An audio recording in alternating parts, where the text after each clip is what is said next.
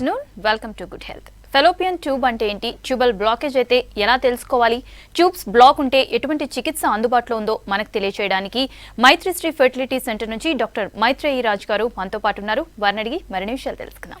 High doctor, good afternoon. Good afternoon అండి. Yes doctor, ముందుగా చెప్పండి, ఈ ఫెలోపియన్ ట్యూబ్ అంటే ఏంటి, ఈ ఫెలోపియన్ ఫెర్టిలిటీలో ఎలాంటి రోల్ ప్లే చేస్తుంది? ఓకే అండి. నార్మల్గా ఫాలోపియన్ ట్యూబ్స్ అనేది గర్భాశయంకి అటు ఇటు 2 సైడ్స్ ఉంటాయి. సో బేసికల్గా ఈ ట్యూబ్ని మనం చూస్తే అనటామికల్గా దాని లెంత్ అనేది అరౌండ్ 10 to 15 సెంటీమీటర్స్ ఉంటుంది. ఈ ట్యూబ్ రోల్ ప్రెగ్నెన్సీలో ఏంటి అంటే, న్యాచురల్గా ప్రెగ్నెన్సీ అనేది రావాలి అంటే అండాశయం నుంచి అండం అనేది విడుదల అయిన తర్వాత ఈ ట్యూబ్ అనేది దాన్ని క్యాచ్ చేసుకోవాలి. ఆ సమయానికి భార్యాభర్త కలిసి ఉంటే వీర్యకణాలు అనేవి గర్భాశయం లోపలికి ఎంటర్ అయ్యి అక్కడి నుంచి ట్యూబ్లోకి వెళ్తాయి. ట్యూబ్లో ఆ ఎగ్తోని కలుస్తుంది. సో బేసికల్గా హ్యూమన్ బాడీలో ఎంబ్రియో అనేది ఫామ్ అయ్యేదే ఈ ఫాలోపియన్ ట్యూబ్లో. దాని తర్వాత అది మళ్ళీ వచ్చి గర్భాశయంలో అతుక్కుంటే ప్రెగ్నెన్సీ అనేది పాజిటివ్ వస్తుందండి. సో ఇలా మనకి ట్యూబ్స్ అనేది ఆల్మోస్ట్ ఫీమేల్ ఫర్టిలిటీలో 30% రోల్ అనేది ప్లే చేస్తుందండి. ఎస్ డాక్టర్, అసలు ట్యూబల్ బ్లాకేజ్ జరుగుతూ ఉంటుంది కదా, అసలు ఆ ట్యూబల్ బ్లాకేజ్ ఎందుకు అవుతుంది? ఓకే, నార్మల్గా ట్యూబల్ బ్లాక్స్కి రీజన్స్ అన్నట్టుగా మనం చూస్తే ఫస్ట్ వచ్చేసి మ్యాక్సిమం మోస్ట్ ఆఫ్ ద కండిషన్స్లో ఇన్ఫెక్షన్స్ ఉంటాయండి. ఈ ఇన్ఫెక్షన్స్లో కూడా వేరియస్ టైప్ ఆఫ్ ఇన్ఫెక్షన్స్ లాగా ట్యూబర్క్యులోసిస్ అని, దాని తర్వాత సెక్షువల్లీ ట్రాన్స్మిటెడ్ డిసీజెస్ అని, దాంట్లో మళ్ళీ ఏంటి అంటే గునోరియా, క్లమైడియా ఇలాంటి ఇన్ఫెక్షన్స్ ఉంటాయి. సో ఇవేమవుతుంది అంటే గర్భాశయం లోపల నుంచి ఎంటర్ అయ్యి ట్యూబ్లోకి వెళ్ళి అక్కడ ఇన్ఫెక్షన్ అవ్వడం వల్ల ట్యూబ్స్ అనేవి బ్లాక్ అవుతాయి. సో అలా ఇన్ఫెక్షన్ అయినప్పుడు లోపల పస్ లాగా డిపాజిట్స్ అవుతూ ఉంటాయి. డిపాజిట్స్ అయ్యి ఆ పస్ మళ్ళీ రిజాల్వ్ అయ్యింది అంటే వాటర్ కింద కన్వర్ట్ అయ్యి దాన్ని హైడ్రోసాల్పింగ్స్ అంటారు. అంటే ట్యూబ్ అనేది వాపు వచ్చేస్తుంది. నెక్స్ట్ ఇన్ఫెక్షన్స్ కాకుండా వేరే రీజన్స్ అంటే ఇంకొక కండిషన్ ఎండోమెట్రియోసిస్ అనేది ఉంటుంది. ఎండోమెట్రియోసిస్ అంటే గర్భాశయంలో పొర ఏదైతే ఉంటుందో ఆ పొర గర్భాశయంలోనే కాకుండా వేరే చోట్ల డిపాజిట్ అయితే దాన్ని ఎండోమెట్రియోసిస్ అంటాము. సో ఇలా ఎక్స్టర్నల్గా ట్యూబ్ బ్లాక్ అయ్యే ఛాన్స్ అనేది ఉండొచ్చు. అంటే ఈ ఎండోమెట్రియోటిక్ స్పాట్స్ వేరియస్ ప్లేసెస్లో ఉండొచ్చు. గర్భాశయం పైన, పేగుల చుట్టూ, ప్లస్ అండాశయంలో, ఇలా అన్ని చోట్ల కూడా మనం చూడొచ్చు అనమాట. ఇంకా కొందరికి హిస్టరీ ఆఫ్ ఆపరేషన్స్ ఉంటాయి. ముందేమైనా ఆపరేషన్స్ అయి ఉంటాయి, లైక్ అపెండిసైటిస్ అన్నా, లేకపోతే ఏదన్నా కడుపులో గడ్డ ఉంది అన్నట్టుగా ఆపరేషన్ చేసి ఉంటారు. ఇలా ఏమన్నా ఇన్ఫెక్షన్ వచ్చి సివియర్ అబ్డామినల్ పెయిన్ వచ్చి అసలు ఎందుకు పెయిన్ వస్తుంది అన్నట్టుగా కూడా కొందరికి ఆపరేషన్స్ చేసుంటారు. అలాంటి వాళ్ళల్లో కూడా ట్యూబ్స్ దగ్గర అతుకులు అనేవి ఫామ్ అయ్యి ట్యూబ్స్ బ్లాక్ అయ్యే ఛాన్స్ అనేది ఉండొచ్చండి. ఎస్ డాక్టర్, ఇప్పుడు ట్యూబల్ బ్లాకేజ్ జరిగినప్పుడు ఎలా తెలుస్తుంది, ఎలాంటి సిమ్టమ్స్ కనిపిస్తాయి? ఓకే, మ్యాక్సిమమ్ కండిషన్స్లోనైతే యాక్చువల్గా ట్యూబల్ బ్లాక్స్ ఉన్నప్పుడు ఎక్కువగా బయటకి సిమ్టమ్స్ అయితే ఉండవండి. ఓన్లీ థింగ్ ఒకటి ఏంటి అంటే ఈ ఎండోమెట్రియోసిస్ ఏమైనా ఉన్న వాళ్ళకి పీరియడ్ వచ్చే కన్నా ముందు పెయిన్ అనేది స్టార్ట్ అవుతుంది. అది పీరియడ్ టైంలో ఉంటుంది, మళ్ళీ పీరియడ్ అయిపోయాక కూడా ఉంటుంది. ఇలా 3 ఫేసెస్లో ఎక్స్పీరియన్స్ చేసే పెయిన్ని డిస్మెనోరియా అంటారు, ట్రిపుల్ డిస్మెనోరియా. సో ఇదొక ఫీచర్ ఆఫ్ ఎండోమెట్రియోసిస్. ఎండోమెట్రియోసిస్ ఏమన్నా ఉంటే బ్లాక్స్ కూడా ఉండొచ్చు అన్నట్టుగా మనం అనుకోవాలి. అండ్ అపార్ట్ ఫ్రమ్ దట్ ఏమన్నా ఇన్ఫెక్షన్ అయ్యింది అంటే వాళ్ళకి ఎక్సెసివ్గా వైట్ డిశ్చార్జ్ అవ్వడము, అది ప్లస్ ఫౌల్ స్మెల్లింగ్ ఉండడము, దురదతోని అసోసియేట్ అవ్వడము, ఇలాంటి ఫీచర్స్ ఏమన్నా వాళ్ళకి ఉండుంటే అది కూడా ఏమైనా ట్రీట్మెంట్ జరగలేదు అంటే ఫ్యూచర్లో ట్యూబ్స్ బ్లాక్ అయ్యే ఛాన్స్ అనేది ఉండొచ్చండి. అపార్ట్ ఫ్రమ్ దట్ ఈ చిన్న చిన్న సిమ్టమ్స్ కాకుండా మేజర్గా అయితే వాళ్ళకి పెద్ద సిమ్టమ్స్ అయితే బయటకి ఏమీ కనపడవండి. ఎస్ డాక్టర్, అయితే ట్యూబల్ బ్లాకేజ్ ఉంది అని ఎలా తెలుసుకోవాలి, లైక్ ఎలా డయాగ్నోస్ చేయాల్సి ఉంటుంది? ఓకే, దానికి ట్యూబల్ ఎవాల్యుయేషన్ టెస్ట్లు అనేవి ఉంటాయండి. అది దీంట్లో టైప్స్ ఆఫ్ టెస్ట్లు అంటే యూజువల్గా మనము బేస్ లైన్ ఫస్ట్ చేసేది ఈదర్ హెచ్ఎస్జి టెస్ట్ అన్నా లేకపోతే ఎస్ఐఎస్ అయినా. హెచ్ఎస్జి అంటే ఏం చేస్తాము, గర్భాశయం లోపలికి డై అనేది పాస్ చేస్తాం. డై పాస్ చేసి ఎక్స్రే తీసుకుంటాం పుట్టది. అలా తీసుకున్నప్పుడు ట్యూబ్స్ ప్లస్ గర్భాశయము అనేది మనకి ఆ ఎక్స్రేలో కనపడతాయి. అవుతాయి. అదే దాని మోడిఫైడ్ వర్షన్ అనేది SIS అంటే సలైన్ ఇన్ఫ్యూజన్ సోనోగ్రఫీ. దీంట్లో మనం ఏం చేస్తున్నాము, డై కాకుండా జస్ట్ నార్మల్ సలైన్ అనేది గర్భాశయం లోపలికి పంపిస్తున్నాం. అలా పంపించి స్కాన్ ద్వారా అవి ట్యూబ్స్లో నుంచి బయటికి వస్తుందా లేదా అనేది చూస్తాం. సో బేసికల్గా ఈ 2 టెస్ట్లలో మనకు ఈజీగా కొన్ని ఎక్కువ ఆపరేటస్ ఇవన్నీ అవసరం లేని టెస్ట్ అంటే SIS. అంటే దీనికి మనకి ఎక్స్రే మెషిన్ అవసరం లేదు, ప్లస్ అపార్ట్ ఫ్రమ్ దట్ దాని నుంచి వచ్చే రేడియేషన్ అనేది కూడా అవాయిడ్ చేస్తున్నాము. అందుకు SIS అనేది ఈ మధ్య కాలంలో ఎక్కువగా ప్రిఫర్ చేస్తున్నామండి. అండ్ ఈ టెస్ట్ చేసే సమయము అంటేనేమో పీరియడ్ అంతా అయిపోయి ఉండాలి, డేట్ మొత్తం ఫినిష్ అయ్యి, అంటే ఈ రోజు డేట్ వచ్చింది అంటే మీకు 1వ రోజు అన్నట్టుగా కన్సిడర్ చేసుకొని దాన్ని అరౌండ్ 6th నుంచి 8th డే మధ్యలో ఈ టెస్ట్ అనేది యూజువల్గా చేస్తామండి. Yes doctor, HSG and SIS test అన్నారు కదా, అది పెయిన్ఫుల్ ఉంటుందా అండ్ ఎంత టైం పడుతుంది? ఓకే, యాక్చువల్గా పెయిన్ఫుల్ అంటే కొంచెం మినిమల్ డిస్కంఫర్ట్ అనేది డెఫినెట్గా ఉంటుందండి. టెస్ట్ చేసే కన్నా ముందు కొంచెం ట్యూబ్స్ అవి రిలాక్స్ అవ్వడానికి అన్నట్టుగా ఒక చిన్న ఇంజెక్షన్ ఇస్తాము. ఇంజెక్షన్ ఇచ్చిన తర్వాత ఒక 15 to 20 minutes తర్వాత ఈ టెస్ట్ అనేది చేస్తాం. ఈ టెస్ట్ చేసినప్పుడు డెఫినెట్గా కొంచెం పెయిన్ అయితే ఎక్స్పీరియన్స్ చేస్తారు. HSGలో ఇంకా కొంచెం ఎక్కువ పెయిన్ ఉంటుంది, ఎందుకంటే దానికి మనము పెట్టే ఆపరేటస్ అనేది డిఫరెంట్గా ఉంటుంది. ఆ క్యాన్యులా అనేది కొంచెం డిఫరెంట్గా ఉంటుంది, కొంచెం దాని వైడ్ ఉంటుంది, కాబట్టి అది స్క్రూ చేసినప్పుడు ఇంకా ఎక్కువ పెయిన్ ఎక్స్పీరియన్స్ చేసే ఛాన్స్ ఉంటుంది. దీనికి మోడిఫైడ్ వర్షన్లో మనం SISలో కొంచెం పెయిన్ డెఫినెట్గా ఉంటుంది, కానీ దానికన్నా బెటర్గా ఉంటుంది, కొంచెం తగ్గుతుంది. ఎందుకు అంటే పాస్ చేసే ట్యూబ్ అనేది చాలా సన్నగా ఉంటుంది, జస్ట్ IUI క్యాథెటర్ ఏదైతే ఉంటుందో అలాంటి ట్యూబ్తోనే ఆ సెలైన్ అనేది లోపలికి పుష్ చేస్తామండి. ఎస్ డాక్టర్, ట్యూబల్ బ్లాకేజ్ జరిగినప్పుడు ట్రీట్మెంట్ ఉంటుందా, లేదంటే బ్లాక్ అయింది అని అంటే దాన్ని రిమూవ్ చేయటమే ఉంటుందా? ఓకే, యాక్చువల్గా ఇది బ్లాక్స్ ఒకవేళ ఇన్ఫెక్షన్ కారణం వల్ల ఉన్నాయి అంటే ఒక యాంటీబయాటిక్ కోర్సు అనేది వాడుకోవచ్చండి. అంటే ఏ ఇన్ఫెక్షన్ వల్ల ఈ బ్లాక్స్ వచ్చాయి అనేది మనం ముందుగానే చూసుకుంటే దానికి ఎగెయిన్స్ట్గా యాంటీబయాటిక్స్ అనేవి వాడుకొని, ఫర్ ఎగ్జాంపుల్ ఏదైనా TB ఇన్ఫెక్షన్ ఉంది అనుకోండి, అది క్లియర్ అవ్వడానికి 6 నెలలు లేకపోతే 8 నెలలు 9 నెలలు మందులు అనేది వాడాల్సి వస్తుంది. అలా వాడిన తర్వాత మళ్ళీ వాళ్ళకి TB నెగిటివ్ వచ్చింది అంటే అప్పుడు మళ్ళీ ఒకసారి టెస్ట్ అనేది చేసి చూడాలి. అప్పుడు కూడా బ్లాక్ అనేది అలాగే ఉంది, క్లియర్ అవ్వడం లేదు అంటే మాత్రము డెఫినెటివ్గా వాళ్ళకి లాప్రోస్కోపీ అన్నా లేదు అంటే ఆల్టర్నేటివ్ ట్రీట్మెంట్స్ కన్నా వెళ్ళాల్సి వస్తుందండి. ఏదైనా ఇన్ఫెక్షన్ రిలేటెడ్ అంటే మాత్రము కొంచెం మందులు అనేవి వాడచ్చు, బట్ ఇన్ఫెక్షన్ రిలేటెడ్ కాకుండా వేరే కారణాల వల్ల బ్లాక్స్ వచ్చాయి అంటే మాత్రము అప్పుడు ఆపరేటివ్ ప్రొసీజర్కే వెళ్ళాల్సి వస్తుందండి. ఎస్ డాక్టర్, అయితే ట్యూబల్ బ్లాకేజ్ ఉన్నప్పుడు IVF సజెస్ట్ చేస్తారా? యా, డెఫినెట్లీ అండి. ఎందుకు అంటే ట్యూబ్స్ అనేవి ఒకవేళ బ్లాక్ అయ్యాయి అండ్ అవి ఓపెన్ అవుతున్నాయి అంటేనేమో, అంటే ఇప్పుడు కొన్నిసార్లు క్యాన్యులేషన్ అన్నా లేకపోతే లాప్రోస్కోపీ అయినా చేసినప్పుడు ఓపెన్ అయ్యే ఛాన్స్ అనేది ఉండొచ్చు. ఒకవేళ ఏ ప్రొసీజర్ చేసినా కానీ ట్యూబ్స్ అనేవి బ్లాక్ ఉన్నాయి అండ్ ఓపెన్ అవ్వడం లేదు అంటే మాత్రము అప్పుడు ఆల్టర్నేటివ్ ట్రీట్మెంట్ లాగా బైపాస్ మెథడ్ లాగా IVF చేస్తున్నాం. ఎందుకు అంటే ఈ ట్యూబ్స్ రోల్ ఏదైతే ఉందో అది IVFలో అవసరం లేదు. ఎంబ్రియో అనేది ల్యాబ్లో బయట రెడీ అవుతుంది కాబట్టి ట్యూబ్ రోల్ అనేది IVFలో ఉండదు. That is the reason 2 sides block ఉన్నాయి, ఓపెన్ అవ్వడం లేదు అంటే మాత్రం IVFకి వెళ్ళాల్సి వస్తుందండి.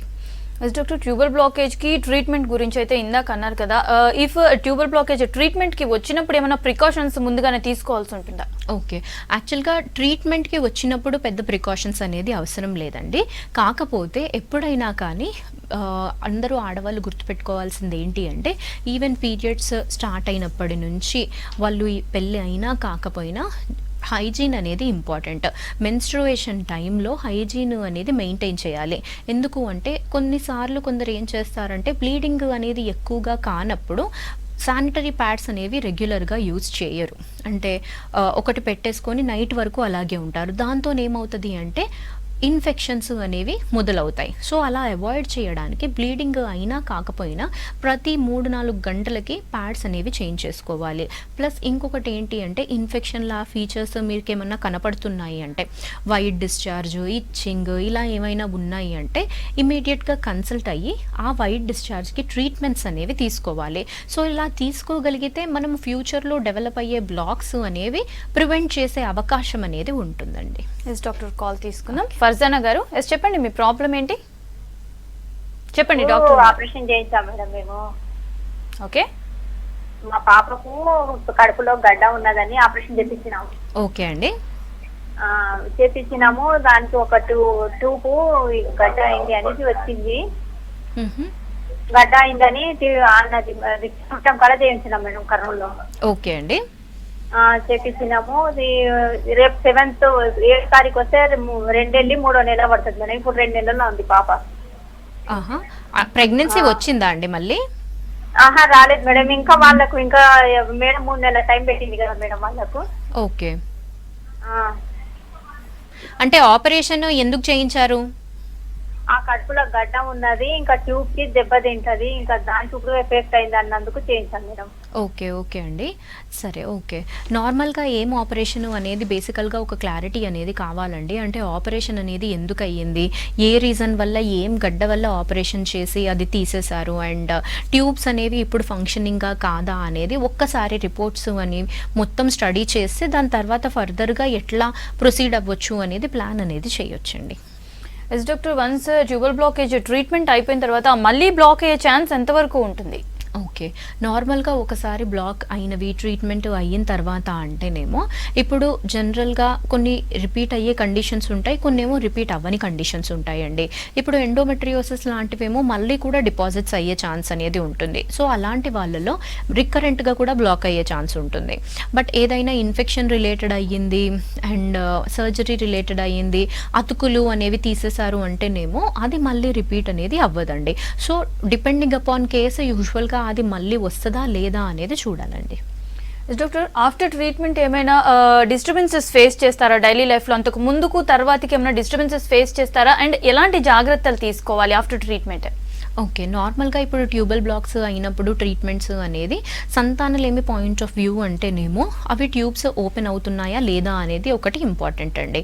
ఒకటి అవుతున్నాయి అంటేనేమో మనము ఆపరేషన్లో అయ్యాయి, లాప్రోస్కోపీ చేసాము, ట్యూబ్స్ ఓపెన్ అయ్యాయి అంటే వాళ్ళు మళ్ళీ న్యాచురల్గానో ఐయుఐ ద్వారానో ట్రై చేసుకోవచ్చు. ఒకవేళ ఆపరేషన్ అయ్యాక కూడా కొన్ని కేసెస్లో ట్యూబ్స్ అనేవి ఓపెన్ అవ్వవు. అలాంటి వాళ్ళల్లో మాత్రము ఐవీఎఫ్కి వెళ్ళాల్సి వస్తుంది. ఐవీఎఫ్కి వెళ్ళినప్పుడు మళ్ళీ ట్యూబ్స్ గురించి మనం ఎక్కువగా ఆలోచించాల్సిన పని లేదు. అండ్ ఇంకొకటి ఏంటి అంటే ట్యూబ్స్ పైన ఎప్పుడైనా కానీ ఏదన్నా ఇష్యూ ఉంది, మనము నెక్స్ట్ ఫర్దర్గా వాళ్ళకి మళ్ళీ ప్రెగ్నెన్సీ వచ్చింది అంటే మాత్రం అప్పుడు జాగ్రత్తగా ఉండాలి. ఎందుకు అంటే ట్యూబ్లో ఈ ఎంబ్రియో అనేది ఫామ్ అవుతుంది. ఎంబ్రియో ఫామ్ అయ్యాక అది మళ్ళీ గర్భాశయం వరకు వచ్చి అతుక్కుంటే నార్మల్ ప్రెగ్నెన్సీ వస్తుంది. కొన్ని కేసెస్లో ట్యూబ్స్ రోల్ ఫంక్షనింగ్ అనేది అంత బాగలేనప్పుడు ఫామ్ అయిన ఎంబ్రియో అనేది అక్కడే ఆగిపోయి అక్కడే అతుక్కునే ఛాన్సెస్ అనేవి ఉంటాయి. దాన్నే ఎక్టోపిక్ ప్రెగ్నెన్సీ అంటాము. ఎక్టోపిక్ అంటే గర్భాశయంలో కాకుండా వేరే చోట్ల ఎంబ్రియో అనేది అతుక్కుంటుంది. అంటే ఫర్ ఎగ్జాంపుల్ ట్యూబ్లో, అండాశయంలో కూడా ఈ అతుక్కునే అవకాశం ఉంటుంది.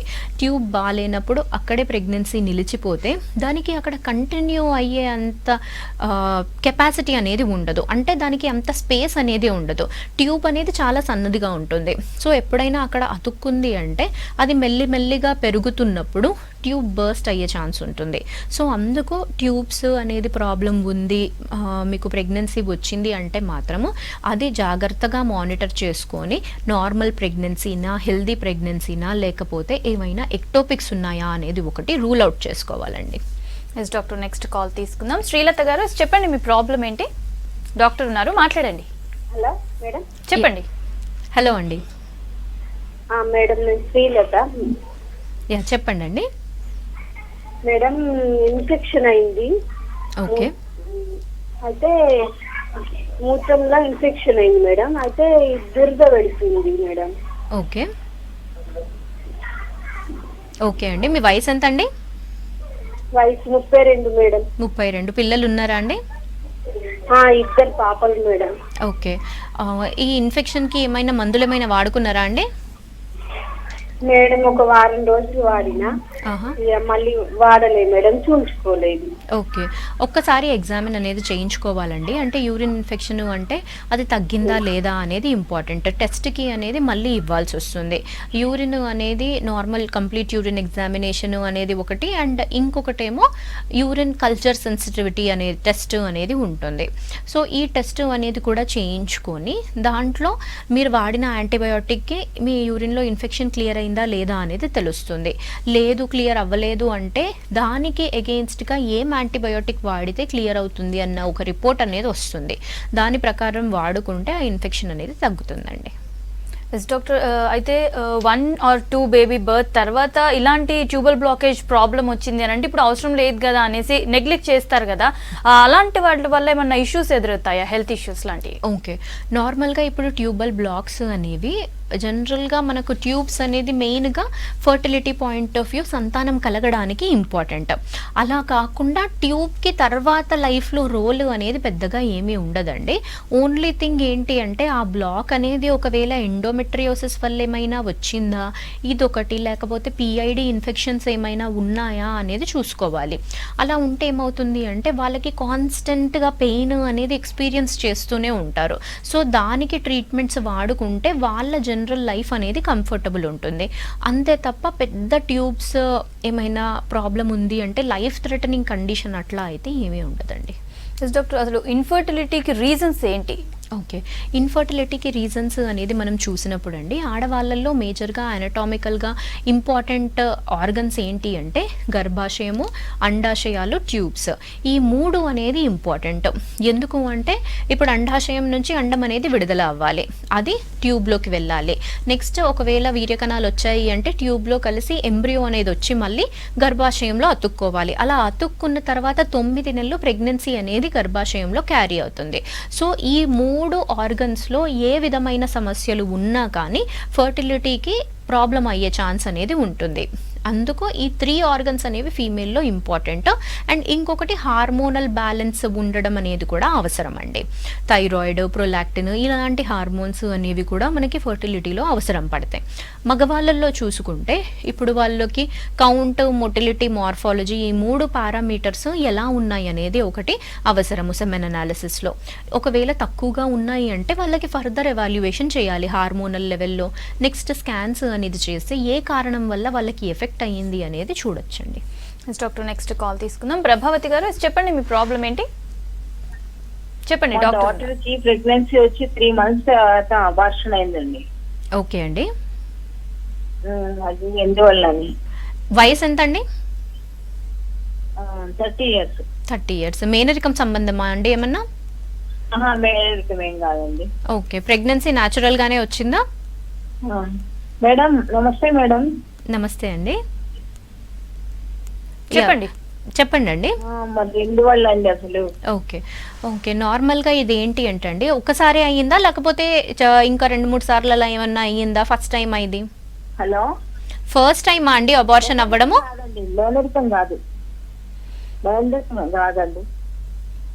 ఎస్, ఓకే అండి. అది ఫస్ట్ టైమా, ఆల్రెడీ అయిపోయి ఇంతకుముందు 2-3 టైమ్స్ ఏమైనా అయిందా అని అడుగుతున్నారు.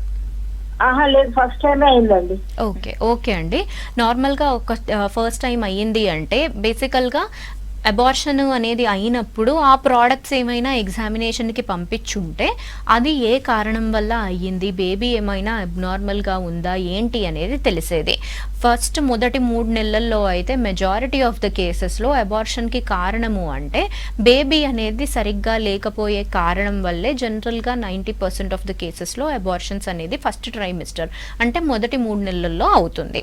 అండ్ అపార్ట్ ఫ్రమ్ దట్ వేరే కారణాలు అంటే తల్లిలో ఏమైనా ఇన్ఫెక్షన్ ఉండుంటాయి, అంటే టార్చ్ గ్రూప్ ఆఫ్ ఇన్ఫెక్షన్స్ అనేవి కొన్ని ఉంటాయి, అవైనా లేకపోతే గర్భాశయంలో లేయర్ ఏమైనా ప్రాబ్లం ఉన్నా కానీ గర్భాశయంలో కొన్నిసార్లు పొర ఉంటుంది, దానిపైన ఏమైనా అతుక్కొని ఉంటే మళ్ళీ అది కంటిన్యూ అవ్వడానికి ఇబ్బంది అవుతుంది. సో ఇలాంటివి ఏమైనా ఉన్నాయా అనేది ఒకసారి చూడాలండి. జనరల్గా మొత్తము ఎవాల్యుయేషను అంటే రికరెంట్ అబార్షన్స్ అంటే ఒకసారి అవ్వగానే ఇవన్నీ టెస్ట్లు అనేది జనరల్గా చేయరు. మీరు చేయించుకోవాలంటే మాత్రం డెఫినెట్గా చేయించుకోవచ్చండి. లేదు అంటే ఇంకొకసారి ప్రెగ్నెన్సీకి నార్మల్గా ట్రై చేసుకొని చూడొచ్చండి. ఎస్ డాక్టర్, అయితే primary infertility and secondary infertility అంటారు కదా, అసలు అంటే ఏంటి? ఓకే, ప్రైమరీ ఇన్ఫర్టిలిటీ అంటే వాళ్ళకి అసలు ఇప్పటి వరకు ఒక్కసారి కూడా ప్రెగ్నెన్సీ అనేది వచ్చి ఉండదండి. అలాంటి వాళ్ళని ప్రైమరీ ఇన్ఫర్టిలిటీ అన్నట్టుగా కన్సిడర్ చేస్తాము. అదే సెకండరీ ఇన్ఫర్టిలిటీ అంటే ఏంటి, వాళ్ళకు ఆల్రెడీ ఒకసారి ప్రెగ్నెన్సీ వచ్చి ఉంటుంది, అది లైవ్ బర్తే అవ్వాల్సిన అవసరం అనేది ఏమీ లేదు, పిల్లలు ఉండొచ్చు, లేకపోతే నార్మల్గా ఒకసారి ప్రెగ్నెన్సీ వచ్చి అబార్షన్ అయ్యి ఉండొచ్చు. అంటే వాళ్ళకి ఇప్పటి వరకు ఆల్రెడీ ఒకసారి ప్రెగ్నెన్సీ వచ్చింది, ఇర్రెస్పెక్టివ్ ఆఫ్ అవుట్కమ్, దాని అవుట్కమ్ ఏమైంది అనేది సంబంధం ఏం లేదు. అలా ప్రెగ్నెన్సీ వచ్చుంటే మాత్రం అలాంటి వాళ్ళని మళ్ళీ పిల్లలు అనేది కలగట్లేదు అంటే వాళ్ళని మనము సెకండరీ ఇన్ఫర్టిలిటీ అన్నట్టుగా కన్సిడర్ చేస్తామండి. ఎస్ డాక్టర్, నెక్స్ట్ కాల్ తీసుకుందాం. సంధ్య గారు, ఎస్ చెప్పండి, మీ ప్రాబ్లం ఏంటి చెప్పండి. డాక్టర్ ఉన్నారు, మాట్లాడండి. ఎస్ చెప్పండి. నమస్తే మేడం. నమస్తే అండి. నా పేరు సంధ్య అండి. అయితే నాకు 3.5 years జాబ్ ఉంది. ఓకే అండి. మళ్ళీ ఫెర్టిలిటీ అంటే మళ్ళీ ప్రెగ్నెన్సీ కోసం చూస్తున్నాను. ఓకే అండి. పీసీఓడి వచ్చిందని ప్రశ్నలో తెలిసింది. మ్హూ. పీసీఓడి తగ్గాలంటే ట్రీట్మెంట్ తీసుకున్నాను, తగ్గినట్టే తగ్గింది. మళ్ళీ రెగ్యులర్ పీరియడ్స్ అట్లా సఫర్ అవుతున్నాను కొంచెం.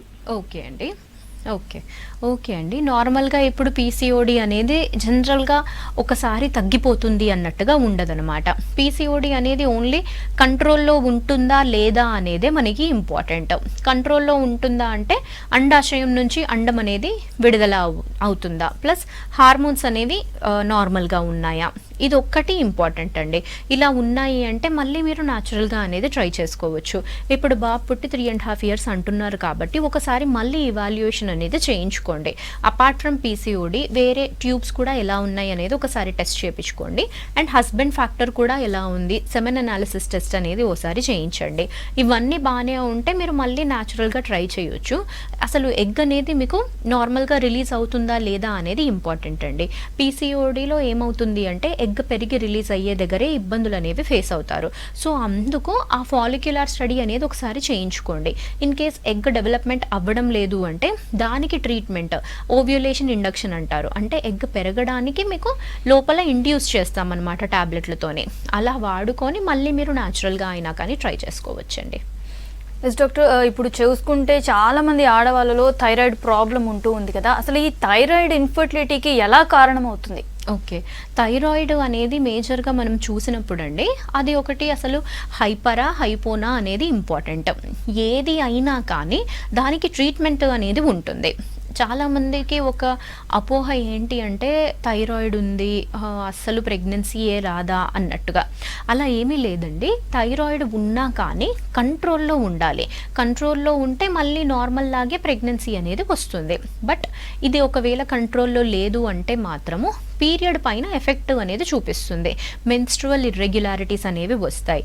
అంటే ఈ సైకిల్ అనేది కరెక్ట్గా లేని కారణం వల్ల అసలు వీళ్ళల్లో ఓవ్యులేషన్ అవుతుందా, అవుతే అసలు కరెక్ట్ టైంకి అవుతుందా అన్నట్టుగా ప్రాబ్లమ్స్ అనేవి ఫేస్ చేస్తారు. అండ్ బ్లీడింగ్ అయినప్పుడు కొందరిలో ఎక్కువ రోజులు బ్లీడింగ్, గడ్డలుగా పోవడము, మెనోరేజియా అనేది చూడొచ్చు. సో అలా జనరల్ హెల్త్ అనేది కూడా ఎఫెక్ట్ అవుతుందండి. అండ్ ఈ థైరాయిడ్ అనేది ఉన్నప్పుడు కొంచెం లిపిడ్ ప్రొఫైల్ అనేది కూడా ఆల్టర్ అవుతుంది. సో జనరల్ హెల్త్ కూడా చూసుకుంటూ దాని రిలేటెడ్గా మళ్ళీ ప్రెగ్నెన్సీకి అనేది ప్లాన్ చేసుకోవాలండి. ఎస్ డాక్టర్, నెక్స్ట్ కాల్ తీసుకుందాం. రాజా గారు, ఎస్ చెప్పండి, మీ ప్రాబ్లం ఏంటి? గుడ్ ఆఫ్టర్నూన్ అండి. మేడం, ఇది మా పెళ్ళి దగ్గర 3 days అయింది మేడం. ఓకే అండి. Primary infected madam. ఓకే. ఒకసారి ఫస్ట్ లో 6 బ్లాక్ అన్నారు, మనం ట్యూబ్స్ బ్లాక్ అంటే ఆపరేషన్ చేసాం మేడం. ఓకే. నెక్స్ట్ టైం వచ్చి అది నెక్స్ట్ టైం తర్వాత ఎంట్రోమెట్ ఒక 1 year చూస్తే మళ్ళీ ఎంట్రోమెట్ తెస్తున్నారండి. ఓకే. 1.5 months 2 months వాడిన తర్వాత టెస్ట్ వర్క్ తీసాను మేడం. ఓకే అండి. తీసిన తర్వాత ఏమైందంటే మేడం, అది మళ్ళీ రిలాప్స్, అది 5 times యూజ్ చేశారు మేడం. ఆయన ఫస్ట్ కావాలండి. మళ్ళీ తర్వాత తీస్తే 1 year తర్వాత 1.5 years మళ్ళీ చూస్తే మళ్ళీ రిలాప్స్ వచ్చేసింది అన్నారు మేడం. ఓకే. ఓకే అండి. మళ్ళీ 30 mm మళ్ళీ టాబ్లెట్స్ వాడుతున్నాం మేడం. 30 mm ఉండే టెస్ట్ ఇప్పుడు మళ్ళీ 15 mm వచ్చింది మేడం. అది